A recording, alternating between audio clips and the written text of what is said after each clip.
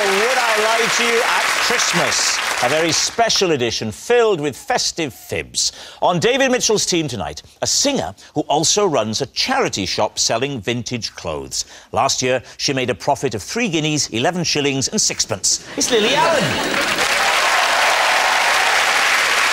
And a brilliant musician who's responsible for the most powerful Christmas release since the time I ate 23 Brussels sprouts. It's Noddy. And on Lee Mack's team tonight, from Carshare, an actress who starred in Murder on the Blackpool Express about a coach trip to Blackpool. Talk about suffering for your art. It's Sian Gibson. And a comedian who years ago sold ice creams for a living. I don't know which year exactly, but I'm guessing 99. It's James Acaster. We begin with round one, Home Truths, where our panellists read out a statement from the card in front of them. Now, to make things harder, they've never seen the card before. They have no idea what they'll be faced with. It's up to the opposing team to sort the fact from the fiction. And Noddy is first up. One December night, while dressed as Joseph, I had to shove a donkey off a country lane. Please, team. When was this, Noddy? This would have been mid-70s. So why were you dressed as Joseph? Well, a friend of mine used to have a party every Christmas time, just before Christmas. And it was always fancy dress. And this particular year, he wanted to feature the Nativity. And I originally wanted to be Angel Gabriel. Right. But he said, I'm not having you, Angel Gabriel. You can be Joseph. Why couldn't you be Angel Gabriel? Because of the accent? Probably. Oh, look, it's the little baby Jesus. So I got an old curtain round me and a tea towel on my head. Like tonight.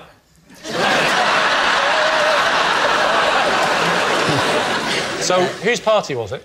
It was my best friend's party. OK. And... Did they have a name, Noddy? Swin. His name was Swin. Swin? I should have said Big Ears, but carry on.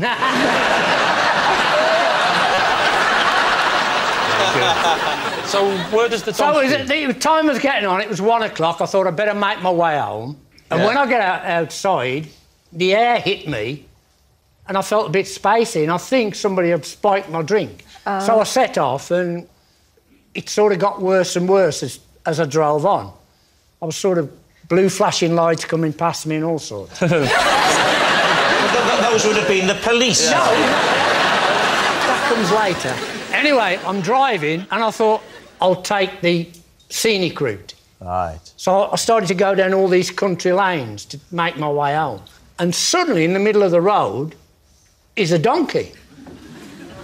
So I screeches to a halt, thinking, am I imagining this donkey, or is it a real donkey? Am I really Joseph? Is it possible it was just Elvis Costello turning up late to the party in fancy dress? So I screeches to a halt, and I thought, I'd better get out and check whether I can't carry on. I couldn't drive round it, the lane was too narrow. Yeah. And I got out the car to feel if it was real or not. Are you so you're genuinely still not sure, even though you're right up to it? You have to feel it to I had to feel it. Can I ask you a question? Is this one big alibi for touching up a donkey? So I gets behind him. Good idea.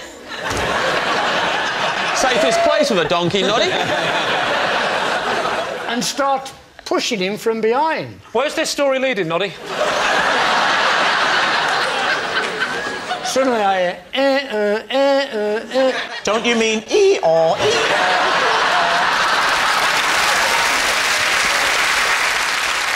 Of course, coming down the road is a cop car. Now, I'm used to, in those days, being pulled every night after late... It's Christmas, Noddy, it's Christmas. Anyway, they get out the car and do the usual. Here we are. Mr. Christmas, what's he doing now? As a last punchline, I said, I've been celebrating tonight because my wife's just had a kid. Which I thought was pretty good at the time. What do you think, James? What do you think, James? I think it's true, but it's just nice to listen to him tell a story, and I kind of forgot halfway through I'm meant to be knowing if it's true or not. He's definitely telling the truth. I think it's the truth. I think true. True? True. OK, we'll say Saying it's it's true. Noddy, was it true or were you telling a lie? It is true. Yes, it's true. Noddy did shove a donkey off a road while dressed as Joseph. James, you're next. One Christmas, on hearing I wasn't going to get the present I wanted, I tried to drown myself. In protest. David C. Tell us the story. Well, I wasn't going to get the present I wanted. Which was? What did you want? The Spice Girls' debut album, Spice. It's a lie. That's so weird, because I did get it, and I did try and drown myself. No! Don't applaud that. It's a great album. How old were you then? I was like 10 or 11. Right. So you wanted the album... No, he really wanted it. Stop right now.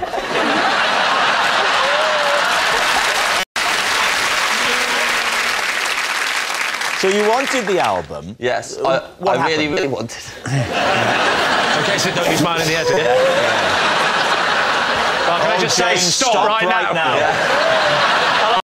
Use this. Who's your friend? Big Ears? So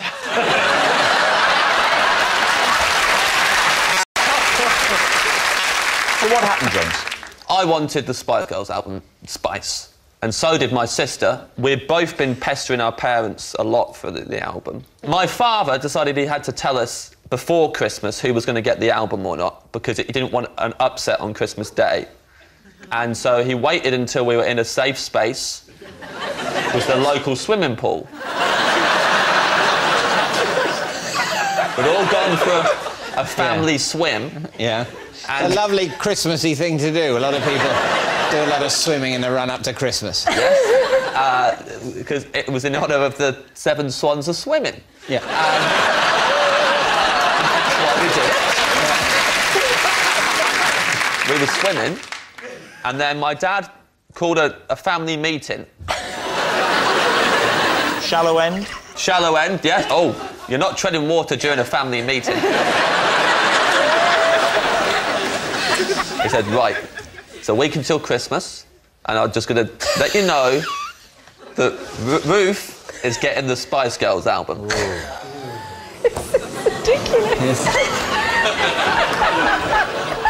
Well, where were you then? Because at the time, I looked like I overreacted.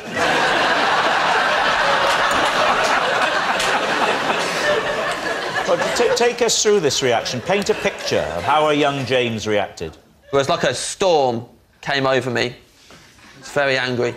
And then I turned and I walked to the other end of the shallow end. I did a width. Yeah. I would have stormed away, but it's very hard. Yeah.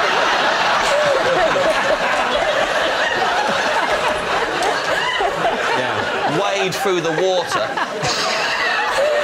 You have to say every now and again, I'm really cross. Went to the other end, and I turned round so they could see my face, and I just sat down slowly.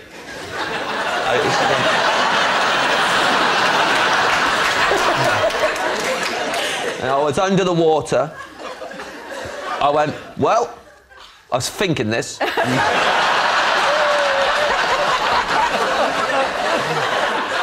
I guess I'll either stay here until one of two things happens. Either I get the Spice Girls' debut album, Spice, or I'm gonna die.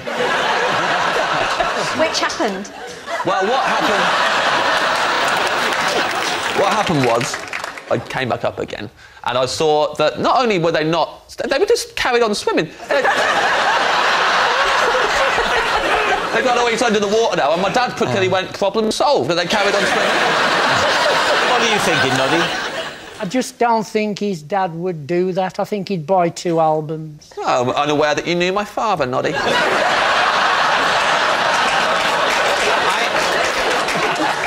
What do you think about the 2 albums buying issue? Well, like, as a parent, I just would have thought that just quietly, like, going off to HMV to buy an album is easier than taking the whole family for a group swim. So what are you going to say, David? What's it going to be? I think it's fun. I'll say lie. You think that you both think it's a lie? I'm going to say lie. OK. Yeah. James, were you telling us the truth or was it a lie? I was telling the truth.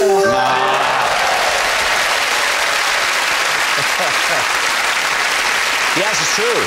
James did try to drown himself in protest over his Christmas present. Our next round is called This Is My, where we bring on a mystery guest who has a close connection to one of our panellists. This week, each of Lee's team will claim it's them that has the genuine connection to the guest, and it's up to David's team to spot who's telling the truth. So please welcome this week's special guest, Jerry.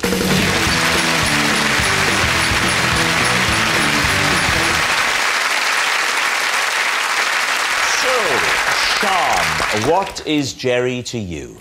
This is Jerry, and he was the policeman who came to investigate when I was heard screaming during a Christmas game of Twister. Right, Sian's concerned copper. James, how do you know Jerry? This is Jerry. He's the fireman who every Boxing Day soaks me with water during a festive game of squirt. Right, James's fireman friend. And finally, Lee, what's your relationship with Jerry? This is Jerry. He's the paramedic who ticked me off last Christmas after I landed my drone in his ambulance. David's team, where to begin? Sian, you were playing Twister. Yep. What was the occasion? It was in between Christmas and New Year, and me and my family had gone away and rented a cottage. And why did you scream? Because I think I had my left hand on red and right foot on green. Tricky. Tricky. And we'd all had a few drinks, and... What was the time? What time of day? Oh, it was evening. Right. It was evening. I'd say about 10:30ish. OK. And my uncle fell on my face and I screamed.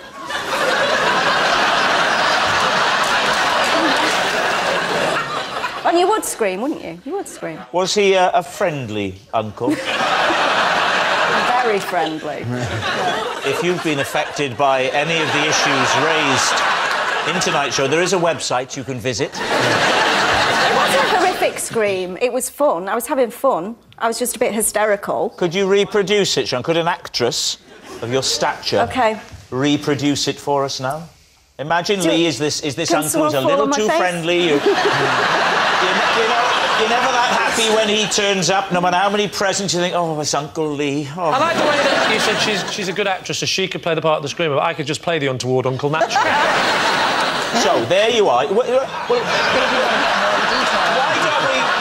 don't you demonstrate the Twister? James, what are you doing? Playing the Twister mat.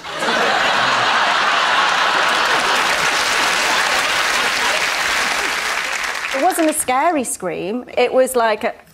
because I was having fun scream. How did the neighbour next door hear it if it was just a little scream? Did the uncle let out anything as well? Did I certainly did not.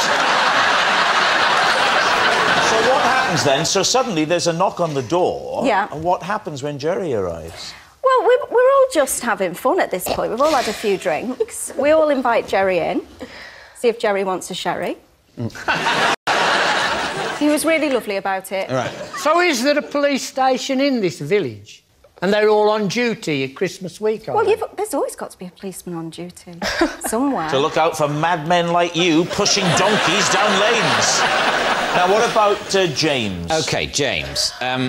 Just remind us, James, what it was that you said. Jerry is the fireman who every Boxing Day soaks me with water during a festive game of squirt. Oh. OK. What's going on? Squirt is a game. Is it? Yeah. 2 teams of firemen. OK, so that's... For a game of squirt, the first thing you need is 2 teams of firemen. And they go either side of a river.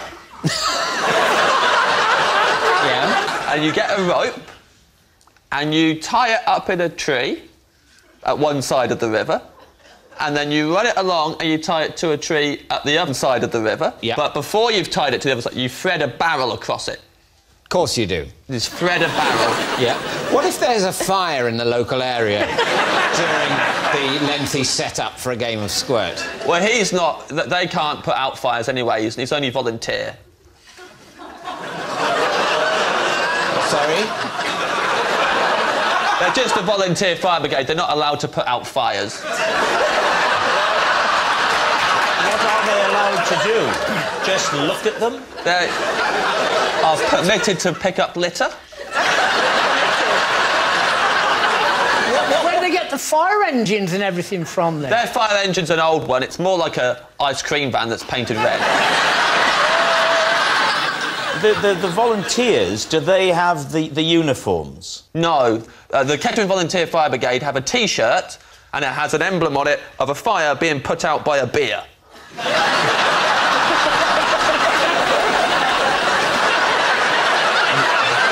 Talk us through the rules of squirt. OK.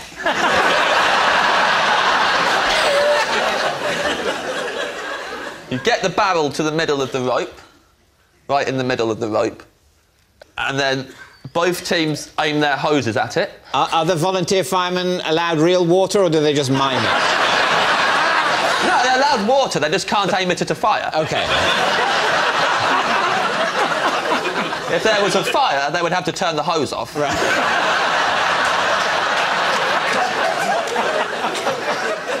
So what happens next?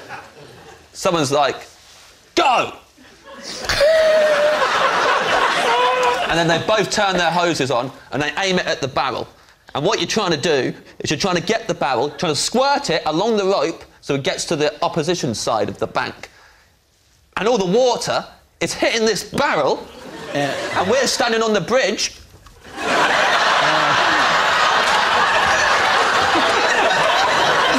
Getting soaked. Yeah. And then you walk home going, good squirt this year. Right, now then, what about Lee? How did you come to land the drone in Jerry's ambulance? We have this really weird tradition in our house where we like to keep dry. And so I thought, what I'll do is I'll fly my drone, but I'll stay in the house. And the window was open, and I thought... The window was open because it was a very hot Boxing Day. The window was open. The window was open because my wife always has the heat on very high over Christmas, and I'm not a fan of radiators, so I opened the window. Yeah. And I was practising in the bedroom, and I thought, I'm so in control of this, rather than go downstairs and fly it, I'm just going to go straight out the window. Was the drone a Christmas present? The drone was a Christmas present, correct. Who gave you a drone for Christmas? Not you, because you got me nothing. Yeah. It was my wife. Your wife got you... It's a very romantic present. A drone. She's heard me say it to her a lot during the year. Drone, drone. Why was there an ambulance there? Had your wife called it as a precautionary measure? The ambulance was actually the house over the road, and as I was flying the drone, I looked over, and a man was carried out on a stretcher. And I think, can't quite see what's going on, but I thought I'll have a little look at that. And my drone has a camera attached to it, so I fly my drone over, and it's getting closer and closer. You know, I'm getting quite a good... It can help, I think, when someone's just had a heart attack or something.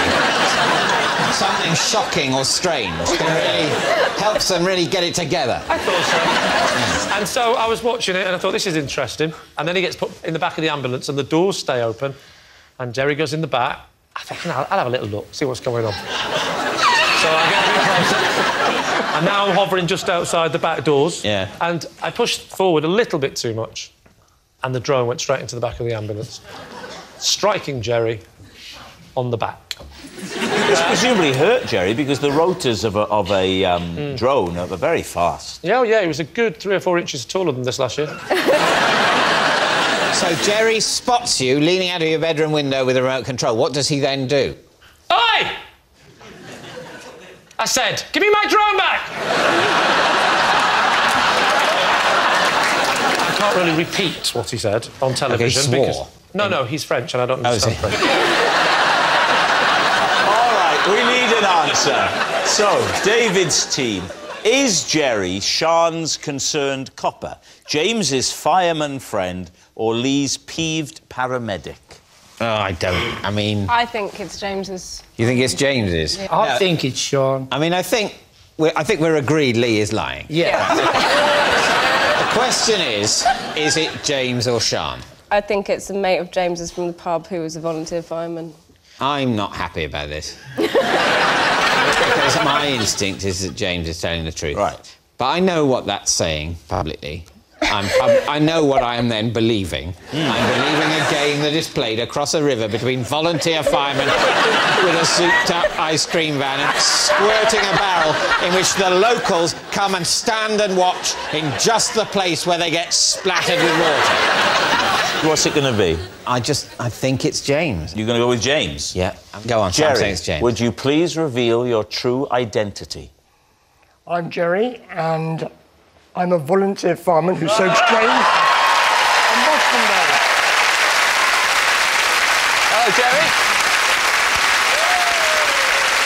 Yes, Jerry is James's fireman friend. Thank you very much, Jerry. Which brings us to our final round, quickfire lies, and we start with... It's Lily. Until last year, I believed that reindeer were fictional creatures like unicorns, until my 6-year-old daughter told me the truth. Please, team. Until how long ago? Last year. Oh. Is it because Father Christmas's reindeers fly? So that's why they couldn't possibly maybe be that's true? why I came to that get that. conclusion. That I just felt like it was a ridiculous notion, yeah. You were aware of deer, though, weren't you? Yes, actually I was. So you'd Because seen of Bambi. deer? Hang on, because of a fiction... This doesn't make sense.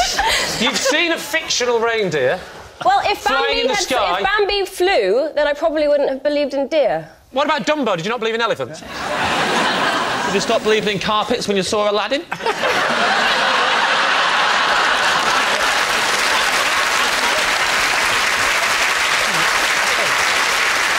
You know, I remember my ex-husband telling me that the moon was made of cheese, and I believed that. Like, there are things that I... I think we should stop here for a second. You genuinely believed what your husband said when he said the cheese? Well, I thought maybe it had, like, the same chemical makeup as cheese. Can I just point out, Lily, you are saying this out loud on television. Wow. Let's go back to the conversation between you and your little girl. How did it come about and what did she say? I was going to take them on a trip to Lapland. Right. My daughter said, "Are there going to be reindeer?" And I said, "Don't be ridiculous, reindeer aren't real." What was her reaction to that? She had been to another farm in Gloucestershire and had seen some reindeer, so she knew that reindeer were real. And how long did this carry on?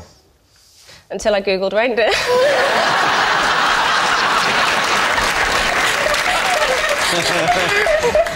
Wow.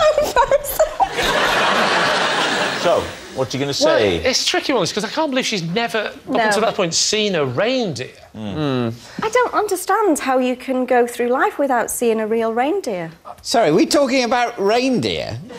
Not... Hello, David. No, but...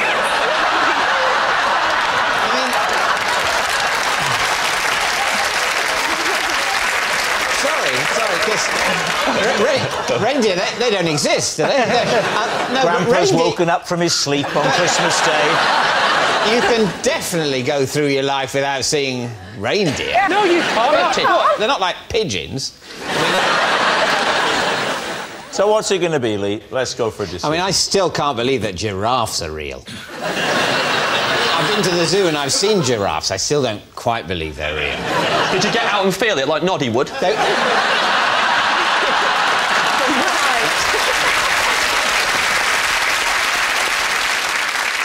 I think it's a lie. She's very believable, though. You think she's lying, but she's believable? Yeah. And what kind of answer is that? I hope it's a lie, for Lily's sake. Lily, were you telling the truth or were you telling a lie? I was telling a lie. Next, it's David. Possession. Ah, right. There's a box under your desk. Now then, take the item out first. Lift the box onto the desk. Right, now take the item out of the box. Thank you. Got it. And now, read the card. Last Christmas, my brother bought me this iPad. I've never turned it on, but I have used it to kill a wasp and carry 3 mugs of hot chocolate. Please, team. Right. Who are the mugs of hot chocolate for? Go. Sorry? Who are the mugs of hot chocolate for? Say them now, without thinking. It's too much pressure. I don't know 3 people. It's a lie.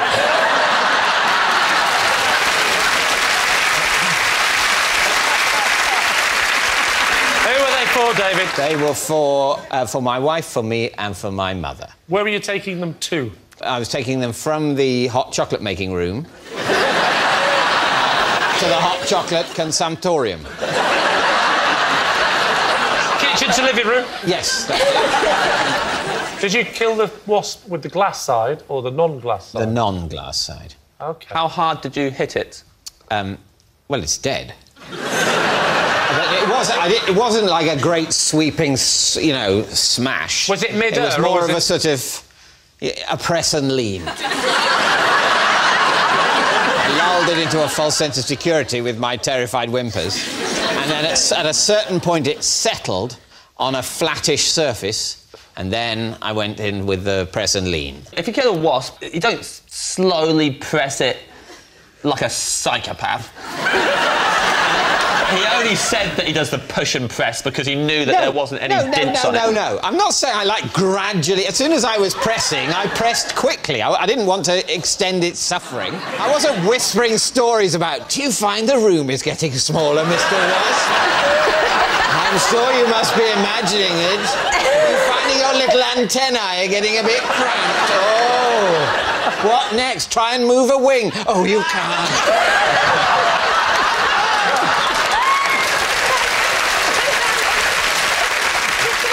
It's time to take a guess.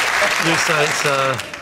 Lie. You say it's a lie? It is a lie. Okay. You say it's a lie. David, were you telling the truth or were you telling a lie? I was telling a lie.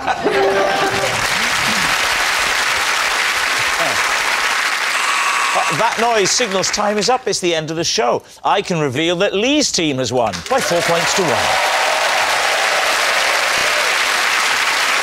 Thanks for watching. We'll see you next time. Good night. You'll be with us tomorrow night, won't you? There'll be giggles aplenty with Michael McIntyre's Big Christmas at 6:45. And Romesh Ranganathan is also getting in the spirit. Check out Christmas Misadventures in the Arctic on iPlayer.